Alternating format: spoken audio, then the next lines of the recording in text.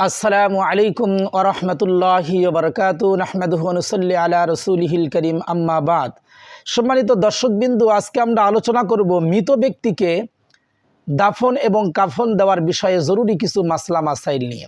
সর্বপ্রথম আমরা জানব পুরুষ এবং মহিলার জন্য কয়টি কাফনের কাপড় হওয়া সুন্নাত। পুরুষের জন্য 3টি কাপড় সুন্নাত, ইজার, কর্তা ও চাদর। আর মেয়েদের জন্য 5টি কাপড় সুন্নাত, কর্তা, ইজার, শেরবন্দ, চাদর ও সিনাবন্দ। ইজার মাথা থেকে পা পর্যন্ত দীর্ঘ হবে, চাদর তার চেয়ে 1 হাত দীর্ঘ হবে, কর্তা গলা থেকে পা পর্যন্ত হবে, তবে তার মধ্যে কল্লি আস্তিন কিছুই হবে না। শেরবন্দ 3 হাত লম্বা হবে, আর সিনাবন্দ বগলের তল থেকে উরু পর্যন্ত প্রশস্ত এবং এতটুকু লম্বা হওয়া জরুরি যেন 2 পাশ বাঁধা যায়। তবে পুরুষের 3 কাপড়ে কাফন দেওয়া সম্ভব না হলে 2 কাপড়ে কাফন দিবে, আর মহিলাদের 5 কাপড়ে কাফন দেওয়া সম্ভব না হলে কমস কম 3 কাপড়ে কাফন দিবে। কোনো মহিলাকে 5 কাপড়ে কাফন দেওয়া সম্ভব না হলে 3 কাপড়ে কাফন দেওয়া যাবে কিনা? হ্যাঁ, মহিলাদের 5 কাপড়ের বদলে 3 কাপড়ে তথা ইজার, চাদর ও শেরবন্দ কাফন দেওয়া জায়েজ আছে। এর চেয়ে কম দেওয়া মাকরু, তবে অপারগতার কারণে এর কম দিলেও মাকরু হবে না। সিনাবন্দ কি পরিমাণ লম্বা ও চওড়া হওয়া উচিত? সিনাবন্দ বগল থেকে উরু পর্যন্ত হওয়া ভালো, তবে বুক থেকে নাভি পর্যন্ত হলেও জায়েজ আছে। আর লম্বা অবশ্যই এতটুকুন হওয়া যেন 2 পাশে বাঁধা যায়। কাফনে আগরবাতির ধোঁয়া কতবার দিতে হয়? কাফনের কাপড়টা 3 বার, 5 বার অথবা 7 বার আগরবাতি বা অন্য কোনো সুগন্ধির ধোঁয়া দিয়ে এরপর তাকে মুর্দাকে শোয়াবে। পুরুষের কাফন কিভাবে পরাতে হয়? প্রথমে চাদর, তারপর ইজার, তারপর কর্তা নিচের পাট বিছাবে, কর্তার উপরের পাট মাথার কাছে রেখে দিবে। এরপর মুর্দাকে বস্ত্র আবৃত করে এনে কাফনের উপর চিৎ করে শুয়ে দিবে। প্রথমে কর্তা পরাবে, কর্তার গুটানো অংশ মাথার উপর দিয়ে পায়ের দিকে এমনভাবে টেনে আনবে যেন কর্তার ছিদ্র মাইয়াতের গলায় এসে যায়। এরপর গোসলের সময় মাইয়াতকে যেই কাপড় পরানো হয়েছিল সেটা বের করে নিবে, নাক কান তুলা থাকলেও বের করে নিবে। এরপর মাথা ও দাড়িতে আতর লাগাবে, আর কপাল, নাক, উভয় হাতের তালু, উভয় হাঁটু ও উভয় পায়ে কর্পূর লাগাবে। এরপর ইজারের বাম পাশ আগে উঠাবে, এরপর ডান পাশ তুলবে যাতে ডান পাশ উপরে থাকে। এরপর চাদরের বাম পাশ প্রথমে উঠাবে, এরপর ডান পাশ উঠাবে। এরপর কাপড়ের লম্বা টুকরা দিয়ে মাথার দিকে, পায়ের দিকে ও মাঝখানে বেঁধে দিবেন যেন বাতাসে বা নড়াচড়ার কারণে খুলে যেতে না পারে। মহিলাদের কাফন দেওয়ার পদ্ধতি কি? প্রথমে চাদর বিছাবে, তারপর তার উপর ইজার বিছাবে, এরপর সিরাবন্দ বিছাবে, তার উপর কর্তার নিচের অর্ধাংশ বিছাবে, আর কর্তার উপরের পাট মাথার কাছে রেখে দিবে। এরপর মুর্দাকে বস্ত্রাবৃত করে এনে কাফনের উপর চিৎ করে শুয়ে দিয়ে প্রথমে কর্তা পরাবে। কর্তার গুটানো অংশ মাথার উপর দিয়ে এনে পায়ের দিকে এমনভাবে টেনে আনবে যেন কর্তার ছিদ্র মাইয়াতের গলায় এসে যায়। এরপর গোসলের সময় মাইয়াতকে যে কাপড় পরানো হয়েছিল তা বের করে নিবে, নাক কান তুলা থাকলেও সেগুলো বের করে দিবে। এরপর মাথায় আতর লাগাবে, আর কপাল, নাক, উভয় হাতের তালু, উভয় হাঁটু ও উভয় পায়ে কর্পূর লাগাবে। মহিলাকে খুশবুর স্থলে জাফরানও লাগানো যায়। এরপর মাথার চুল 2 ভাগ করে কর্তার উপর দিয়ে সিনার উপরে রেখে দিবে, 1 ভাগ ডান দিকে, আরেক ভাগ বাম দিকে। এরপর সারবন্দ বা ওন্না মাথা এবং চুলের উপর রেখে দিবে, বাঁধবে না, পেঁচাবেও না। এরপর সিনাবন্দ বগলের নিচ দিয়ে প্রথমে বাম দিকে, এরপর ডান দিকে জড়াবে। এরপর ইজারের বাম দিক, এরপর ডান, এভাবে উঠাবে যেন শেরবন্দ তার ভিতরে এসে যায়।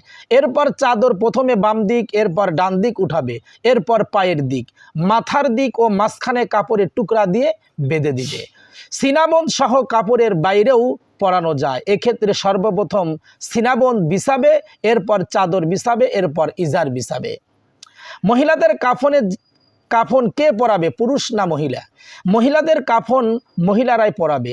পুরুষের জন্য মহিলার কাফন পরানো জায়েজ নেই। যদি মহিলারা কাফন পরাতে না পারে তাহলে পুরুষদের কাছ থেকে শিখে নেবে, এরপর কাফন পরাবে। মহিলার কাফন পরানোর পর কে করবে? মহিলার কাফন পরানোর পর পুরুষের হাতে ছেড়ে দিবে, তারাই জানাজা পড়ে দাফন করে দিবে। কাফনের ভিতর অথবা কবরের ভিতর কোনো দোয়া রেখে অথবা কোনো মাইয়াতকে দাফন করার হুকুম কি?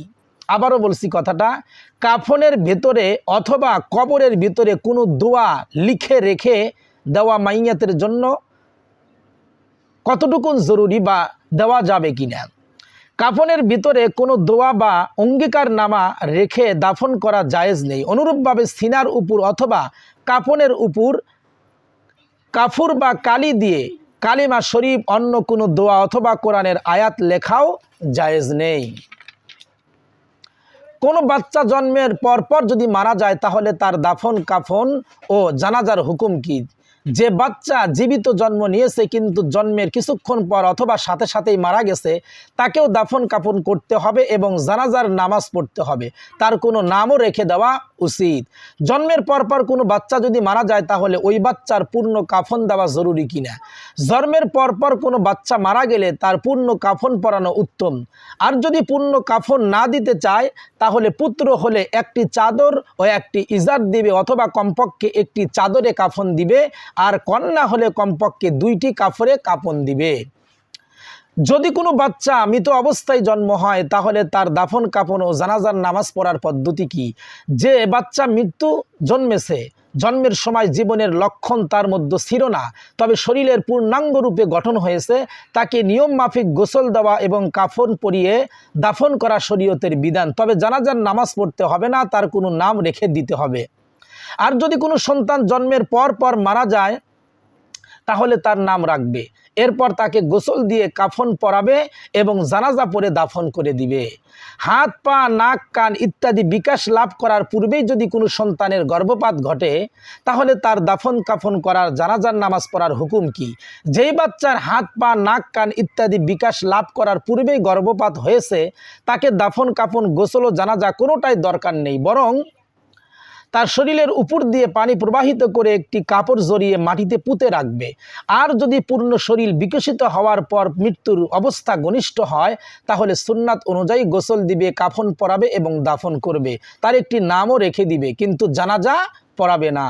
কোনো বাচ্চা জন্মের সময় যদি অধিকাংশ শরীর বের হওয়ার পূর্বেই মারা যায় তাহলে তার দাফন কাফনের হুকুম কি? কোনো বাচ্চা জন্মের সময় যদি অধিকাংশ শরীর বের হওয়ার পর মারা যায় তাহলে জীবিত প্রসব হয়েছে বলে মনে করতে হবে। এই বাচ্চার বিধান জীবিত বাচ্চার মতো।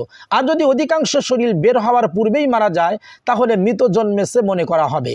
এই বাচ্চার বিধান মৃত জন্ম নেওয়া বাচ্চার মতোই। সুতরাং যদি মাথার দিক থেকে প্রসব হয় তাহলে বক্ষ পর্যন্ত বের হলে মনে করতে হবে অধিকাংশই বেরিয়ে এসেছে।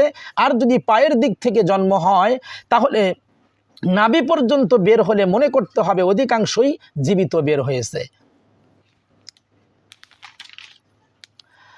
খাটে লাশ রাখার পর সাধারণত কাপড় দিয়ে ঢেকে রাখা হয়, এই কাপড়ের হুকুম কি?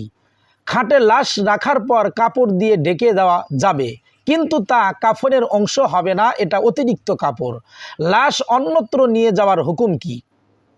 যে শহরে মারা যায় সেখানেই দাফন করা ভালো, এক এলাকা থেকে অন্য এলাকা নিয়ে যাওয়া ভালো নয়। অবশ্য প্রয়োজনে 2-1 মাইল দূরে নেওয়া যেতে পারে, এতে কোনো অসুবিধা নেই। সম্মানিত দর্শকবিন্দু, এ পর্যন্ত আমরা মৃত ব্যক্তির দাফন কাফনের জরুরি কিছু মাসলা মাসাইল নিয়ে আলোচনা করলাম। আগামী পর্বে ইনশাআল্লাহ আমরা জানাজার নামাজ প্রসঙ্গে জরুরি কিছু মাসলা মাসাইল নিয়ে আলোচনা করব। আমাদের সাথে থাকার জন্য ধন্যবাদ। আসসালামু আলাইকুম ওয়া রাহমাতুল্লাহি ওয়া বারাকাতুহু।